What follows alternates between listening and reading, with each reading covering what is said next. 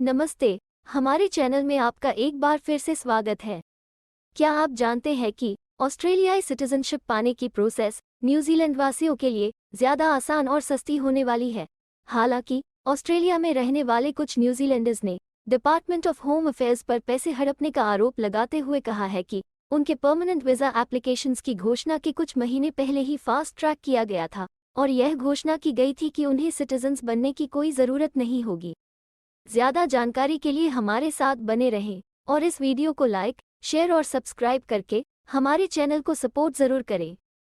ये शिकायतें हाल की घोषणा से पैदा हुई है कि स्पेशल कैटेगरी के वीज़ा पर न्यूजीलैंड के निवासी जो ऑस्ट्रेलिया में कम से कम 4 सालों से रह रहे हैं, वे बिना परमानेंट रेजिडेंसी पाए 1 जुलाई से सिटीजनशिप के लिए सीधे अप्लाई कर सकते हैं। अचानक पॉलिसी में हुए बदलाव ने कई लोगों को बीच मझधार में छोड़ दिया है, जैसे रॉब नॉक्स अंधा महसूस कर रहे हैं क्योंकि उन्होंने इस वीज़ा पर बहुत पैसे खर्च दिए हैं, जिसके लिए वह बहुत दुखी महसूस कर रहे हैं।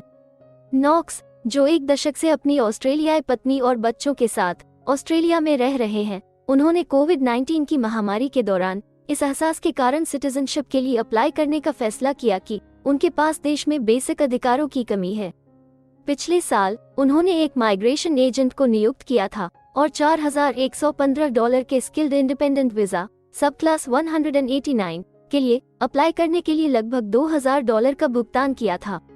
आमतौर पर इस तरह के एप्लीकेशंस को प्रोसेस होने में लगभग 25 महीने लगते हैं, लेकिन नॉक्स को आश्चर्य हुआ कि उसका वीज़ा केवल 8 महीनों में स्वीकार हो गया। हालांकि केवल 3 महीने बाद ही प्रधानमंत्री ने सिटीजनशिप के लिए नए डायरेक्ट पाथवे की घोषणा कर दी, जिससे नॉक्स और अन्य लोगों ने धोखा महसूस हुआ और ऑस्ट्रेलिया जल्द वीज़ा अप्रूवल के पीछे की मंशा पर सवाल उठाया गया है। होम अफेयर्स के एक स्पोक्सपर्सन के अनुसार संभावित बदलावों को शुरू में पिछले साल के जुलाई में चिन्हित किया गया था और एप्लीकेशंस को बाद में दिसंबर में रोक दिया गया था, जबकि सरकार ने न्यूजीलैंड के सिटीजन्स के लिए भविष्य के माइग्रेशन और सिटीजनशिप के रास्ते पर विचार विमर्श किया था। स्पोक्सपर्सन ने यह भी कहा कि न्यूजीलैंड वासियों के वीज़ा एप्लीकेशंस को प्राथमिकता देना पूरे बोर्ड में वीज़ा बैकलॉग्स को ठीक करने की सरकार की कमिटमेंट का हिस्सा है। फिर भी एबीसी के साथ अपने अनुभव साझा करने वाले कई न्यूजीलैंडर्स ने निराशा व्यक्त की, क्योंकि उन्होंने सपोर्टिंग डॉक्यूमेंट्स को इकट्ठा करने और वीज़ा क्राइटेरिया को पूरा करने में अपना बहुत सा जरूरी समय और कोशिश का इन्वेस्ट की थी, जिससे उनके लिए भविष्य के बारे में स्पष्टता के बिना एप्लीकेशन प्रोसेस को छोड़ना मुश्किल हो गया था। उदाहरण के लिए, नॉक्स ने अपने वीज़ा अप्रूवल की सूचना मिलने के बाद $3,290 की आखिरी किस्त भरी थी। एजेंट की फीस शामिल करते हुए उन्होंने इसे एक महंगा प्रयास माना, विशेष रूप से अब जब उनका परमानेंट रेजिडेंसी वीज़ा केवल 85 दिनों के बाद प्रैक्टिकली बेकार हो गया है।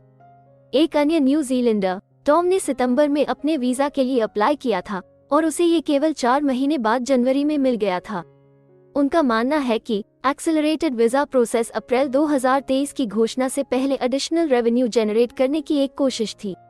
दोनों लोगों ने अब धनवापसी की आशा व्यक्त की थी, लेकिन अभी तक उन्हें पाने में असफल रहे। उन्हें लगता है कि सरकार से कम्युनिकेशन और पारदर्शिता की कमी के कारण इकोनॉमिक तंगी के समय में उन्होंने अनावश्यक रूप से हजारों डॉलर खर्च कर दिए हैं। ऑस्ट्रेलिया को न्यूजीलैंड के निवासियों के इलाज के लिए लंबे समय से आलोचना का सामना करना पड़ा है। 2020 में ये तनाव बढ़ गया था, जब न्यूजीलैंड के पिछले प्रधानमंत्री जसिंडा आर्डर्न ने इस मामले पर तत्कालीन प्राइम मिनिस्टर स्कॉट मॉरिसन का सामना किया था। सिटीजनशिप के नए डायरेक्ट पाथवे के संबंध में प्राइम मिनिस्टर एंथनी एल्बनीज द्वारा हाल ही में की गई घोषणा को न्यूजीलैंड के लिए एक महत्वपूर्ण जीत के रूप में देखा गया, जिसने 2001 में हावर्ड सरकार द्वारा शुरू की गई स्पेशल कैटेगरी वीज़ा द्वारा लगाए गए रिस्ट्रिक्शंस का लंबे समय से विरोध किया है। वकालत करने वाले ग्रुप ऑस कीवी द्वारा सुधारों का स्वागत किया गया है। चेयर जोआन कॉक्स ने स्वीकार किया है कि उन्होंने उनकी उम्मीद को पार कर लिया है। कॉक्स ने ये सुझाव भी दिया कि यह आसान बदलावों के संकेत थे और वीज़ा के लिए अप्लाई करने वाले लोगों को सिस्टम में बदलाव की संभावना के बारे में पहले ही जागरूक किया जाना चाहिए था। सरकार के रिव्यू के दौरान दी गई जानकारी की कमी की वजह से निराश टॉम ने इस प्रक्रिया से अपनी मायूसी व्यक्त की और सरकार के खराब कम्युनिकेशन के कारण उन्हें फाइनेंशियल नुकसान का सामना करना पड़ा। हमें उम्मीद है कि हिंदी भाषा में इमिग्रेशन से जुड़ी जरूरी और सही जानकारी पहुंचाने की हमारी कोशिश आपको पसंद आ रही होगी। कृपया कमेंट में अपने सजेशंस और फीडबैक्स जरूर दें। और हमें सपोर्ट करने के लिए हमारे चैनल को लाइक, शेयर और सब्सक्राइब जरूर करें। और हाँ, बेल आइकॉन को दबाना मत भूलिएगा। अपना कीमती समय देने के लिए धन्यवाद। एक और वीडियो के साथ आपसे फिर मुलाकात होगी। अगर आपको किसी और मदद की ज़रूरत है या फिर आप अपने विदेश जाने के सपने के लिए किसी भी चीज़ में पूछताछ करना चाहते हैं, तो आप हमारी रजिस्टर्ड माइग्रेशन कंसल्टेंट्स की टीम के साथ एक एक्सपर्ट काउंसलिंग सेशन बुक कर सकते हैं।